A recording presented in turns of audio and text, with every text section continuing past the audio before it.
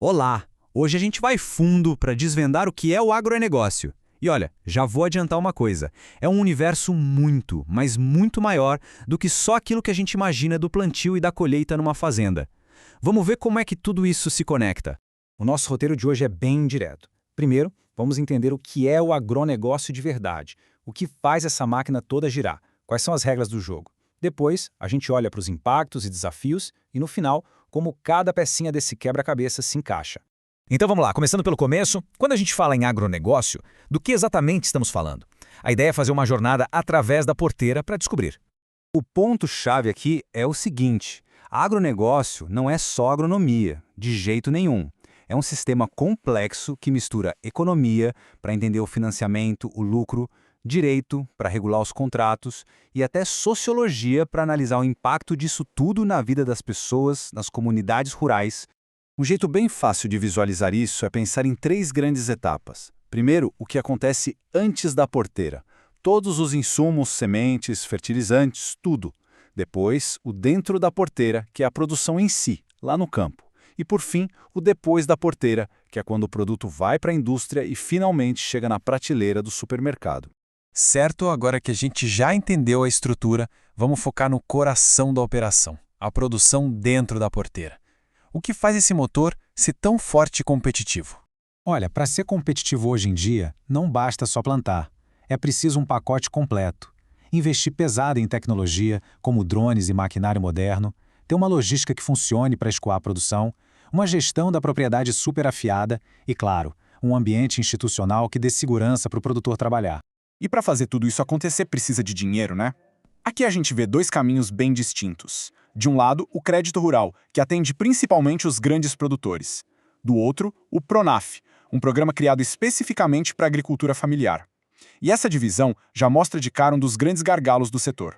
O acesso ao dinheiro para investir não é igual para todo mundo. Beleza, mas por trás de toda essa produção existem regras, muitas vezes invisíveis, que ditam como o jogo funciona. Vamos entender agora como as leis e as políticas públicas podem tanto organizar quanto, às vezes, até complicar o agronegócio.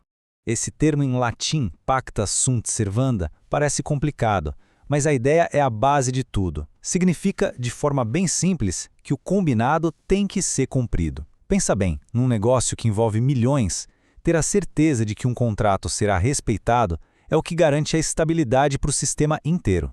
Essa é uma ótima pergunta. E se do nada vem uma seca terrível ou uma crise econômica mundial que muda completamente o cenário? Para isso, a lei tem uma espécie de válvula de escape. É chamada teoria da imprevisão. Basicamente, ela permite que um contrato seja revisto se acontecer algo totalmente fora do controle, algo imprevisível. Isso evita, por exemplo, que um produtor vá à falência por não conseguir entregar o que prometeu por causa de um desastre natural. Traz mais segurança para todo mundo. E o governo, claro, tem um papel central nisso tudo. Ele pode criar políticas para incentivar a produção, o que é ótimo, mas também pode gerar certos problemas. Um exemplo clássico são as guerras fiscais, aquela disputa entre estados oferecendo impostos mais baixos para atrair empresas, o que pode acabar beneficiando uma região e prejudicando outra. Ok, já vimos como o sistema funciona e quais são as regras. Mas e o resultado de tudo isso?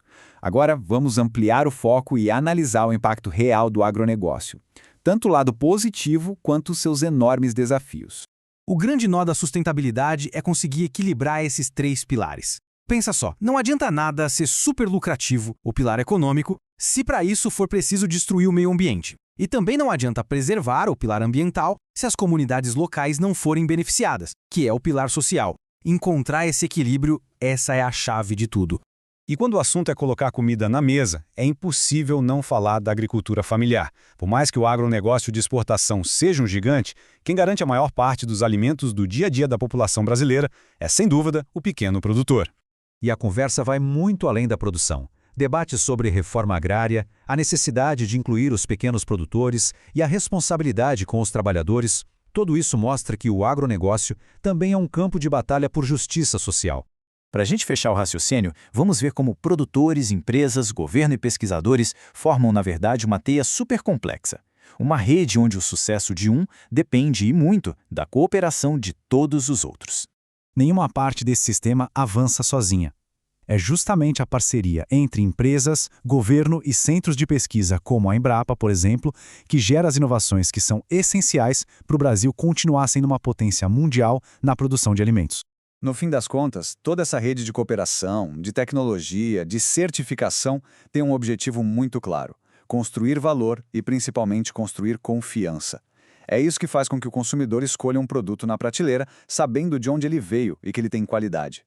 E assim a gente termina com a pergunta que vale trilhões, literalmente. É possível continuar aumentando a produtividade para alimentar o mundo e, ao mesmo tempo, cuidar do nosso planeta e garantir mais justiça no campo? A resposta para isso vai definir o futuro não só do agronegócio, mas de todos nós.